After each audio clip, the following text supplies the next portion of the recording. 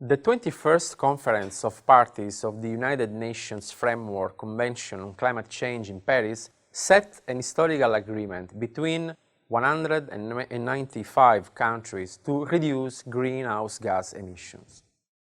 The goal of the Paris Agreement is to take actions in a way to limit temperature increase to well below 2 degrees Celsius above pre-industrial levels, and to pursue efforts to limit the temperature increase even further to 1.5 degrees Celsius. The Paris Agreement promotes adaptation to enhance adaptive capacity, increase resilience, and reduce vulnerability to climate change.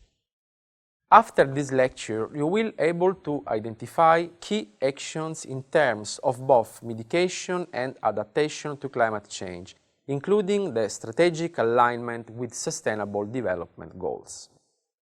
First, a recent report of the Intergovernmental Panel on Climate Change, IPCC, the United Nations body for assessing the science related to climate change, states that human activity have caused, to date, approximately 1 degree Celsius of global warming above pre-industrial levels. With current growing rates, global warming is expected to reach 1.5 degrees Celsius before the half of the 21st century. By limiting global warming to 1.5 degrees Celsius compared to 2 degrees Celsius, the impacts on terrestrial, freshwater, and coastal ecosystems are expected to be reduced and more services for humans to be preserved. Therefore, potential threats to health, livelihood, food security, water supply, human security, and economic growth would be mitigated. A record number of 7 out of the 10 countries in the world that will potentially be the most threatened by climate change are African countries. These are Central African Republic, Chad, Eritrea, Ethiopia, Nigeria, Sierra Leone, and South Sudan. Indeed, climate-related risks encompass a potential increase of heat-related morbidity and mortality, the amplification of the impacts of heat waves in cities, and higher risk from some vector-borne diseases such as malaria. In addition, food and water stresses will be exacerbated, including the reduction in yield of many cereal crops such as maize, rice, and wheat. In order to limit global warming below 1.5 degrees Celsius, greenhouse gas emissions have to be cut by about 45% from 2010 levels by 2030, reaching net zero around 2050. A mix of mitigation solutions may be implemented, including the reduction of energy and resource intensity, the increase of the decarbonization rate with massive renewable energy deployment, and the reliance on carbon dioxide removal. However, broader actions should be taken to enlarge the needed transition, not only in energy, but also extending deep transformations in the field of land use, urban and infrastructure development. Adaptation is also a very important point because it includes all those measures that protect communities in ensuring food and water security, reducing disaster risks, improving health conditions, maintaining ecosystem services, reducing poverty and inequality. The Paris Agreement on Climate Change represents a huge opportunity for African countries. On one hand, there is a huge opportunity to deploy renewable energy that boosts economic development while mitigating greenhouse gas emissions.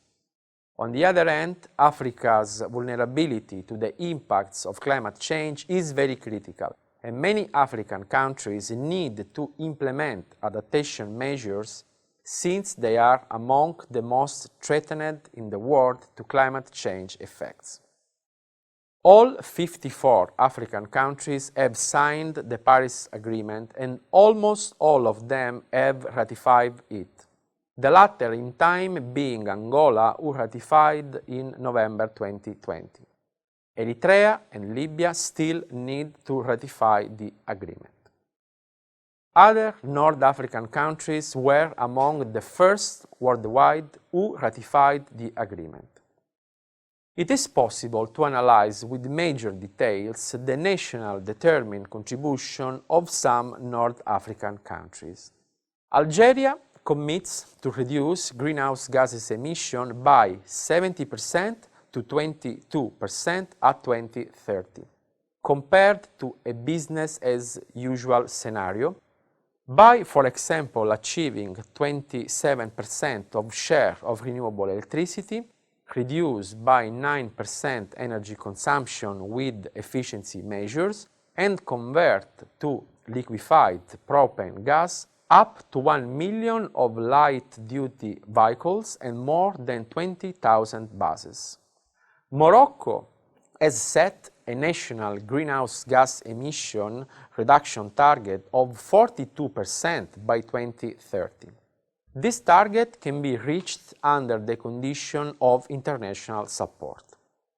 Morocco also commits to an unconditional reduction target of 17% below business as usual level by 2030.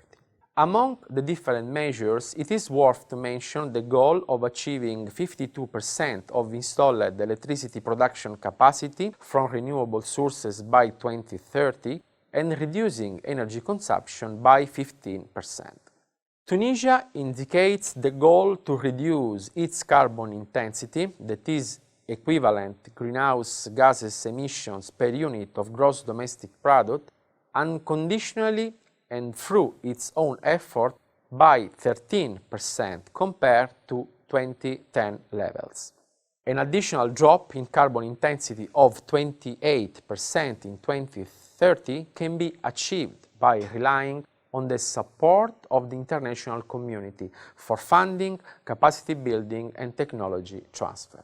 Finally, Egypt has an articulate plan to fight climate change, both with mitigation and adaptation strategies. Indeed, the country is particularly vulnerable to climate change effects, both in terms of possible threats in water availability, agricultural productivity, but also negative consequences on tourism, with possible damages on coral reefs and heat islands in major cultural heritage areas.